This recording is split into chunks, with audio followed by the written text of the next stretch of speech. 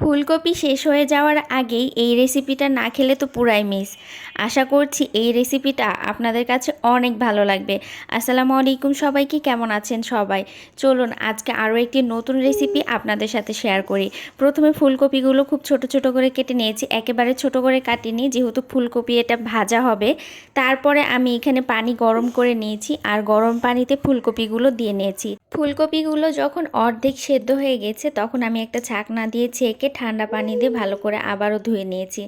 আর এই তো এখন একটা বাটির মধ্যে নিয়ে নিয়েছি আর এই বাটির মধ্যে দিয়ে দিলাম 2 চামচ বেসন, তারপরে দিব চাউলের আটার গুঁড়ো।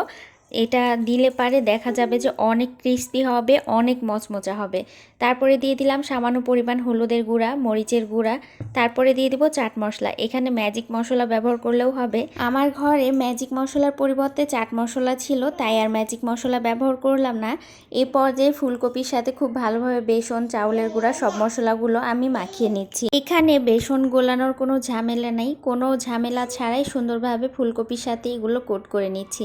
আর হ্যাঁ, আমি লবণ দিতে ভুলে গেছিলাম, তাই আবারও এখন লবণ দিয়ে ভালো করে মাখিয়ে নিচ্ছি। প্রত্যেকটা ফুলকপির গায়ে কিন্তু বেসন আর চাউলের আটাটা খুব ভালোভাবে মাখানো হয়ে গেছে।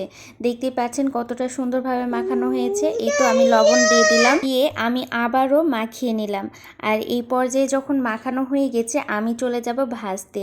ভাজার প্রসেসিংটা আপনারা একবার দেখলেই প্রত্যেকেই ভাজতে পারবেন। এই ফুলকপির বড়াটা ফুলকপির সময় থাকতে থাকতেই খেয়ে নিতে হবে, না হলে ফুলকপির তো আবার দাম বেড়ে যাবে। এখন কিন্তু আমি ডুবো তেলে ভেজে নিব। এটা হালকা তেলেও ভাজলে হবে, তবে ডুবো তেলে ভাজলে দেখা যাবে ক্রিস্পিটা ভীষণ পরিমাণে হবে।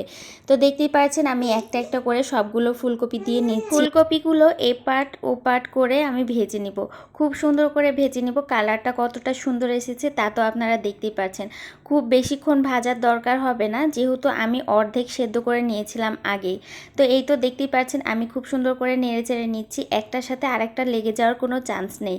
খুব সুন্দরভাবে যখন ভাজা হয়ে যাবে তখন আমি একটা ছাঁকনির সাহায্যে ফুলকপি বড়া বা চপ পাকোড়া যাই বলেন না কেন আমি তুলে নিচ্ছি।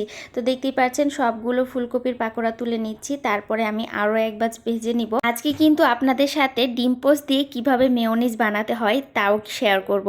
যারা আমার ছোট একটা রিলস দেখেছেন তারা তো দেখেছেন আমি কিভাবে ডিম পোচের মেয়োনিজ বানিয়েছিলাম। অসম্ভব মজার হয়েছিল, এত বেশি মজা হয়েছিল যে ফুলকপির পাকোড়া শেষ হওয়ার আগেই মেয়োনিজটা শেষ হয়ে গেছিলো।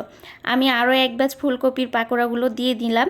এইটা ভাজার প্রসেসিং আর দেখালাম না, আগের বারের মতোই ভেজে নিয়েছি। আর এইখানে আমি একটা ডিম পোচ নিয়ে নিয়েছি, তারপরে দিয়ে নিয়েছি 3 কোয়া রসুন, একটা শুকনো মরিচ, হালকা গোলমরিচের গুঁড়ো, তারপরে দিয়ে নিয়েছি 1 চামচ গুঁড়ো দুধ, আর দিয়ে নিয়েছি 1 চামচ চিনি, সামান্য পরিমাণ লবণ দিয়েছি।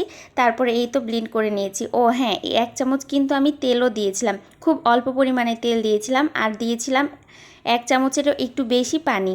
তারপরে এই তো এখন কিন্তু আমার মেয়োনিজটা খুব সুন্দরভাবে রেডি হয়ে গেছে। আর এই দিকে কিন্তু ফুলকপির পাকোড়াগুলো খুব মচমচে হয়েছে। আপনাদের সাথে সাউন্ডটা শেয়ার করলাম, কতটা ক্রিস্পি হয়েছে তা তো বুঝতেই পারছেন। তো এই তো এখন কিন্তু মেয়োনিজটাও আমি ঢেলে নিচ্ছি, তারপরে ফুলকপির পাকোড়াগুলোও আপনাদের সাথে শেয়ার করছি কতটা ক্রিস্পি হয়েছে। এইভাবে মেয়োনিজের সাথে ফুলকপির পাকোড়া খেতে যে এত বেশি টেস্ট হয়েছিল তা বলার বাইরে। তো আপনারাও এইভাবে ট্রাই করতে পারেন। তো আজকের মতো এ পর্যন্তই। আল্লাহ হাফেজ সবাইকে।